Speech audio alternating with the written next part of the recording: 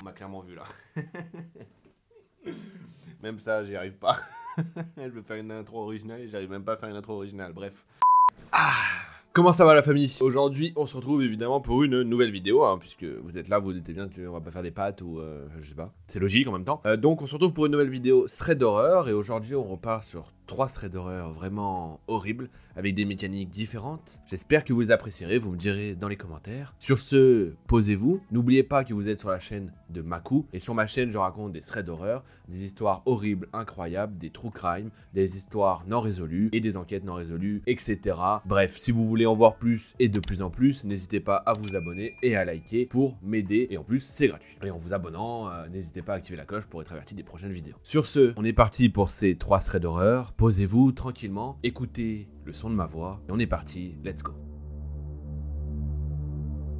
La première histoire, c'est l'histoire de Claire. Elle nous explique qu'elle s'est déroulée le 18 juin 2022, donc très récemment. Ça se passe donc ce jour-là, et ce jour-là, il fêtait en fait l'anniversaire de son cousin et d'elle, et pour fêter ça, ils ont décidé de louer une salle pour fêter les 2 anniversaires en même temps. Donc toute la journée, il y avait toute sa famille, ses cousins, cousines, tantes, oncles, bref, tout le monde. Et le repas du midi comme du soir, c'était un barbecue. Elle nous dit de garder ça en tête pour la suite. Le soir, 2 de ses cousins, son frère, sa sœur et son copain, et elle, évidemment, décident de rester dormir dans l'endroit qu'ils ont réservé. Et elle explique qu'au bout du terrain, il y avait un portail, et ce portail il était fermé par un gros cadenas, donc personne ne pouvait rentrer normalement. Elle explique aussi que quelques copines à elle, etc. étaient restées, mais pas pour dormir, et qu'elles allaient, après, à la fin de la soirée, rentrer chez elles. Au bout d'un moment dans la soirée, ses cousins disent qu'ils ont entendu un bruit à l'extérieur, mais Claire, sa sœur et tout le monde ne les croient pas parce qu'ils les connaissent et ils ont l'habitude apparemment de faire des blagues de mauvais genre. Et elle rajoute un petit détail, c'est que les toilettes de la salle dans laquelle ils allaient dormir étaient cassées. Donc en fait, pour faire leurs besoins, ils étaient obligés d'aller dehors dans la nature. Et c'est un détail qui a son importance. Bref, on arrive donc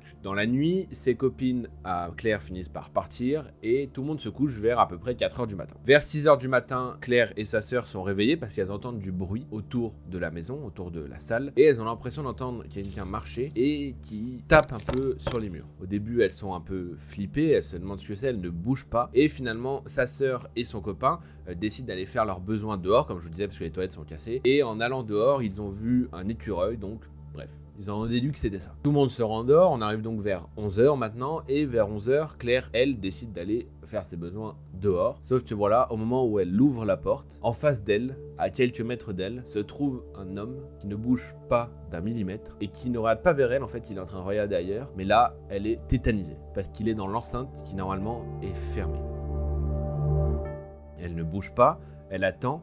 L'homme n'a pas l'air de l'avoir remarqué et Claire décide d'aller le voir pour lui dire de partir. Lui se retourne et a un air très malsain et très bizarre, mais il a pas l'air méchant et elle lui explique qu'il doit partir, etc. À ce moment-là, il remballe ses cannes à pêche, puisque oui, apparemment, il était en train de pêcher dans le lac qui est sur la propriété, alors que ce lac apparemment est très toxique. Et il explique qu'il est routier et qu'en fait, il s'est arrêté pour ne pas dépasser le temps qu'il peut conduire, etc. Il y a un truc comme ça où les routiers, ils peuvent pas rouler plus d'un certain nombre d'heures, etc. Bref, voilà. Donc il s'est arrêté pour ça. Et il prend ses cannes à pêche et il commence à s'en aller. En partant, il parle avec Claire et il lui dit « Ah, hier j'ai vu votre famille et tout, vous faisiez un barbecue, etc. C'était sympa. » Et là, déclic pour Claire. Claire, elle se dit « Attends, le barbecue, il a eu lieu entre 19 et 20h. Du soir. Bon, il y a eu celui du midi, mais il y a eu celui du soir aussi. Lui, il parle de celui du soir. Donc ça veut dire que ce mec était là depuis le début. Là, qu'il les a vus, il les a observés depuis le début. Donc là, c'est la douche froide et même moi, ça me donne des frissons. Et Claire, en réfléchissant petit à petit, elle comprend aussi que toute la nuit ou toute la journée, bref, quand tout le monde allait faire ses besoins dans la nature, il les a sûrement vus et observés. Claire, pétrifiée et apeurée de cette situation, elle raccompagne quand même le mec jusqu'au portail en pensant devoir ouvrir le cadenas pour le laisser sortir. Sauf que voilà, arrivé devant le portail, il dit non mais c'est bon, il y a un trou juste là à côté. Il ouvre le grillage et il sort. Et Claire se rend compte qu'en fait tout le monde pouvait circuler à l'intérieur. Bref, rien de grave ne s'est passé, mais c'est la situation et la démarche, la manière d'être de cette personne et le fait qu'il les ait observés toute la nuit qui l'a totalement tétanisé et effrayé. Oui, c'est sûr en même temps que si quelqu'un vous observe toute la nuit et que vous vous en rendez compte le lendemain, je suis pas sûr que ce soit le délire de tout le monde, hein. Je sais pas, moi personnellement ce n'est pas mon délire, je ne vais pas me poser et observer quelqu'un toute la nuit, donc j'imagine que c'est pas le délire de tout le monde. Peut-être que c'est moi qui est bizarre, mais je suis pas sûr, hein. Je mettrai pas ma main à couper, quoi. C'est pas drôle, c'est pas drôle. On passe maintenant à la deuxième histoire. La prochaine histoire, c'est l'histoire de Anne et elle nous explique qu'elle se déroule un vendredi après-midi après une journée de travail très épuisante. Ce jour-là, après sa journée très épuisante, elle décide de mettre en vente plusieurs articles sur le Bon Coin, dont une télé parce qu'en fait elle va bientôt déménager, etc. Bref, elle met en vente cette télé et elle explique qu'elle la vend très peu cher par rapport à la taille de la télé et par rapport aux autres télés qui sont en vente sur le Bon Coin. Elle explique que son annonce en plus est accrocheuse, donc très rapidement elle reçoit énormément de messages, de fake, d'envoi au Père Noël, bref, plein de choses, mais pas très intéressant. Jusqu'à ce qu'elle reçoive le message d'un mec qui a l'air plutôt clean. Pas le refaire à chaque fois, mais bon, vous la sentez venir. Hein. Bref, du coup, il propose de venir chercher la télé le jour même, en fait, à 17h. Donc, banco, elle se dit, parfait, nickel, comme ça, je m'en débarrasse tout de suite. Anne, elle donne rendez-vous à ce mec dans la rue où elle habite. Bon, elle se dit que c'était pas un très bon move de base, mais en même temps, vu la taille de la télé, vu qu'elle est toute seule et vu qu'elle est à pied, elle voyait pas comment elle pouvait faire d'autre, donc elle lui donne rendez-vous dans sa rue directement. Arrivée 17h, elle reçoit un SMS et le mec lui dit que il a un empêchement et qu'il pourra pas être là avant 18-19h et il lui demande si c'est toujours ok. Bon, elle est un peu saoulée, mais elle a qu'une envie, c'est de dormir. À 18h certes, mais je vous le rappelle, elle a eu une très grosse journée derrière. Bref, elle accepte, même si elle est un peu saoulée. Arrivé maintenant 19h30, il finit par lui dire qu'il a un problème cette fois-ci sur la route et que par rapport au détour qu'il va faire, etc., il sera pas là avant entre 20h et 21h30, donc beaucoup plus tard. Là, Anne, elle est clairement saoulée, elle en a marre en fait déjà, elle est saoulée, elle a envie de dormir et le mec arrête pas de repousser. Et elle finit par appeler directement ce mec et à lui dire en s'énervant, oui bah écoutez, si vous êtes un psychopathe, laissez-moi tranquille, moi je travaille à la police, etc., donc voilà, arrêtez de m'emmerder. Ok, Anne, elle a totalement pété un câble, je pense que c'est parce qu'elle était fatiguée, hein. Et c'est pas une blague, hein. Je vous lis vraiment ce qu'elle a raconté, c'est qu'elle l'a appelé, elle l'a agressé. Je ne te critique pas, Anne, c'est drôle. Et d'ailleurs, c'est drôle puisque même le mec s'est mis à rigoler. En fait, il a rigolé au téléphone, elle, ça la faisait pas rire du tout. Et finalement, il lui a expliqué sa situation et elle a accepté. Elle est gentille au fond, Anne, c'est juste qu'elle a pété un plomb. Finalement, arrivé 21h30, le monsieur, donc pour la télé, est là. Elle sort donc dehors avec la télé en main. Elle explique qu'elle a une tenue digne des plus grands tapis rouges, c'est-à-dire survêt gris, pantoufles Stitch, le mascara qui coule jusqu'à ses joues. Bref, elle explique comment elle va pas du tout attirer l'attention du mec, etc. Bref, elle a eu déjà des mauvaises expériences, donc voilà, elle est contente de sortir comme ça en fait. Bref, elle explique que la transaction se passe, elle passe la télé au mec, elle prend l'argent, puis elle retourne chez elle normalement. Et elle peut enfin dormir. Bref, l'histoire pourrait s'arrêter là, mais évidemment, ça ne s'arrête pas là. Samedi matin, elle se réveille et elle voit sur son téléphone qu'elle a un SMS où il est écrit « Bonjour, comment allez-vous ?» Elle connaît pas le numéro, mais en regardant rapidement, elle se rend compte que c'est le numéro du monsieur du Bon Coin pour la télé. Bon, elle répond pas. Une semaine plus tard, elle reçoit de nouveau le même message. Bonjour, comment allez-vous? Elle explique qu'elle est pas très calme ni patiente, donc ça l'énerve. On a remarqué, Anne, pas de souci. Et finalement, le lendemain, elle reçoit encore 3 fois le même message. Bref, ça commence à s'accumuler et là, elle commence à surtout s'inquiéter et à avoir peur. Bref, on arrive maintenant une semaine encore après, donc il s'est déjà passé 2 semaines depuis la transaction. On arrive à un dimanche où il fait plutôt beau. Et elle explique que dans sa région, c'est parfois rare. Donc, même si elle est fatiguée, elle décide quand même de sortir pour rejoindre des copines à peu près 5 minutes de chez elle. Elle explique qu'elle est assez parano, parce que comme je vous l'expliquais, il s'est déjà passé des choses dans sa vie. Donc, quand elle sort, elle fait attention à tout. Aux voitures, aux gens, voilà, à l'environnement, etc. Elle fait vraiment attention. Comme d'habitude, donc, elle explique qu'en sortant, elle analyse un peu la rue. Et au moment où elle se tourne, elle voit un homme qui essaie de se cacher instantanément derrière un poteau. Alors, excusez-moi, mais je suis obligé de faire une petite parenthèse, mais ça doit être très très drôle, quelqu'un qui essaie de se cacher derrière un poteau. Alors je sais pas ce que c'est comme poteau, hein, mais à mon avis, il doit dépasser des deux côtés. Et d'ailleurs, c'est ce que dit Anne juste derrière, puisqu'elle nous dit, on aurait dit un mammouth qui essaie de se cacher derrière un bambou. Parfaite métaphore, magnifique. Bref, elle explique que c'est pas normal de réagir comme ça parce qu'elle tourne la tête et elle regarde un peu autour d'elle et elle a l'impression de reconnaître la voiture du mec qui a acheté la télé. Vous en doutez, c'est lui qui essaie de se cacher juste derrière le poteau. Il essaie, évidemment. Là, Anne, elle est tétanisée, elle se rend compte que le mec l'a stalké depuis déjà 2 semaines. Donc en fait, quand il lui a envoyé des messages, bon, bref, c'est un psychopathe, ça on s'en doute, mais en plus de ça, il l'attendait devant chez elle. Donc là, elle fait un pas en arrière, elle court à l'intérieur de chez elle, elle ferme la clé et elle se met sous sa couette. Elle appelle sa mère pour lui dire que voilà, ce qui se passe, etc. Parce qu'en plus sa mère est policière, mais malheureusement, elle ne peut rien faire puisqu'il ne s'est rien passé. Ah, la loi des fois, la loi.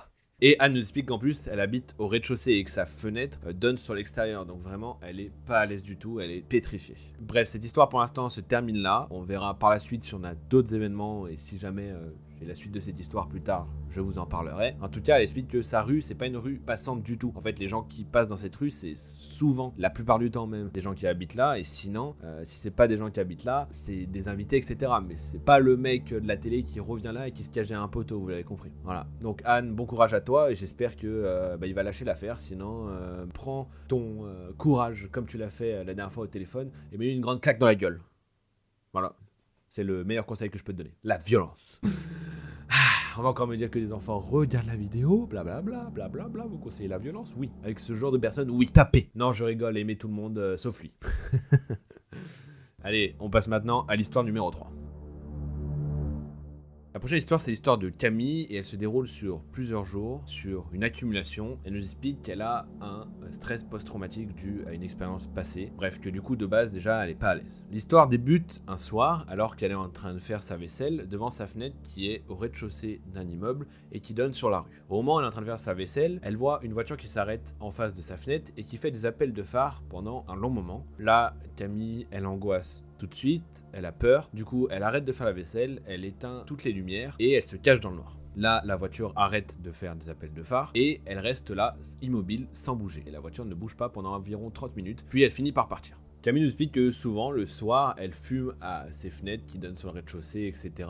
Parce que voilà, elle se pose, c'est son petit moment à elle, et qu'elle entend souvent des gens parler, chuchoter et tout, qu'elle a tendance à se pencher un peu à gauche, à droite, mais elle voit jamais personne. Pas très inquiétant, peut-être qu'elle entend des gens chuchoter dans d'autres maisons, bref, jusque-là, rien d'inquiétant. On arrive donc un autre jour, et à ce moment-là, elle prend son petit déjeuner sur sa terrasse, donc toujours au rez-de-chaussée, je le répète, et il y a un homme qui vient s'asseoir sur un banc à peu près en face de sa terrasse. Sauf que cet homme commence à la fixer de manière plutôt désagréable et très malsaine, et en fait à chaque fois qu'elle tourne la tête vers lui, il tourne la tête pour faire genre qu'il la regardait pas, sauf qu'elle voit très bien qu'il était en train de la regarder, dans sa vision périphérique, etc. Bref, elle dit qu'elle a une très bonne vue, qu'elle voit très bien, et qu'à chaque fois, il retourne la tête à chaque fois qu'elle le regarde. Donc bref, il est en train de la fixer, alors qu'elle est en train de prendre son petit déjeuner, et elle, avec son stress du passé, plus cette situation, ça la met vraiment mal à l'aise, et elle est vraiment très mal. Et en plus de ça, juste après ça, elle décide de faire un test, elle rentre à l'intérieur, elle ferme ses rideaux et elle l'observe à travers ses rideaux, donc lui ne peut pas la voir et elle peut le voir et il reste fixé comme ça sur sa fenêtre alors qu'il ne voit rien. Il fixe juste sa maison, assis sur son banc, sans bouger,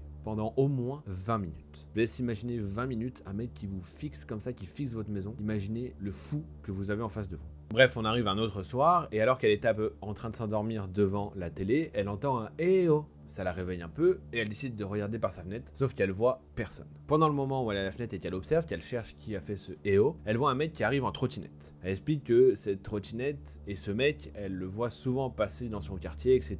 et traîner dans le secteur, quoi. Et au bout de 5 minutes, il s'installe sur un banc, il s'arrête de sa trottinette et il s'installe sur un banc à environ 15 mètres de chez elle. Et alors qu'elle est dans son canapé en train de regarder sa série, elle voit un laser qui pointe sur elle et qui est en train de faire le tour de son visage, mais aussi le tour de ses seins.